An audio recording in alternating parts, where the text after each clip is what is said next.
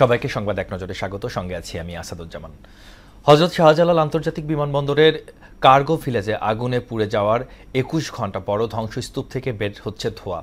দুপুর ১২টার পর এমন চিত্র দেখা গেছে। ধ্বংসপ্রাপ্ত ভবনে এখনও পানি দিচ্ছেন ফায়ার সার্ভিসের কর্মীরা। উৎসুক জনতার ভিড়ে দেখা গেছে আগুনে হাজার কোটি টাকার ক্ষয়ক্ষতি হয়েছে বলে ধারণা করা হচ্ছে। নির্বাচন কমিশন শুধু আইনের কাছে জবাবদিহি করবে, কোনো ব্যক্তি, গোষ্ঠী বা দলের কাছে নয় বলে মন্তব্য করেছেন নির্বাচন কমিশনার আনোয়ারুল ইসলাম। সিলেটে এক অনুষ্ঠানে তিনি বলেন, নির্বাচন কমিশন নিরপেক্ষ থাকবে, অন্যায়ের কাছে মাথা নত করবে না। সাংবিধানিক আইন ও বিধি অনুযায়ী কাউকে শাপলা প্রতীক দেওয়ার সুযোগ নেই বলেও জানান আনোয়ারুল ইসলাম। জুলাই গণ অভ্যুত্থানের সঠিক সংগঠন বা ব্যক্তি উচ্ছৃঙ্খল কর্মকাণ্ড করতে পারে না। জুলাই যোদ্ধা বা ব্যক্তিদের সম্মানের চোখে দেখে বিএনপি, এমন মন্তব্য করেছেন দলটির স্থায়ী কমিটির সদস্য সালাউদ্দিন আহমেদ।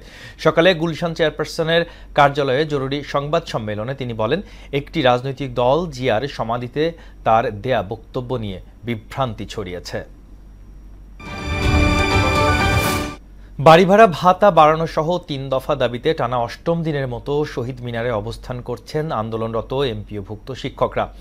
ইতোমধ্যে বাড়ি ভাড়া ৫% বা সর্বনিম্ন ২,০০০ টাকা করার প্রস্তাব দিয়ে শিক্ষা মন্ত্রণালয়কে চিঠি দিয়েছে অর্থ মন্ত্রণালয়। তবে তা প্রত্যাখ্যান করে ভুখা মিছিল নিয়ে শিক্ষা ভবনে যাওয়ার কর্মসূচি দিয়েছেন আন্দোলনরত শিক্ষকরা।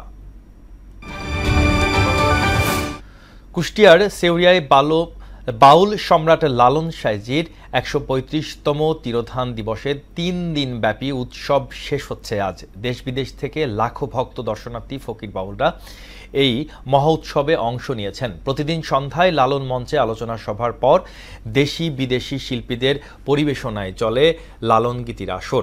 আজ শেষ হবে তিরোধান দিবসের অনুষ্ঠান। এই ছিল সংবাদ এক নজরে। সর্বশেষ খবর জানতে সবার আগে মোহনের সঙ্গেই থাকুন। এতক্ষণ সঙ্গে থাকার জন্য ধন্যবাদ সবাইকে।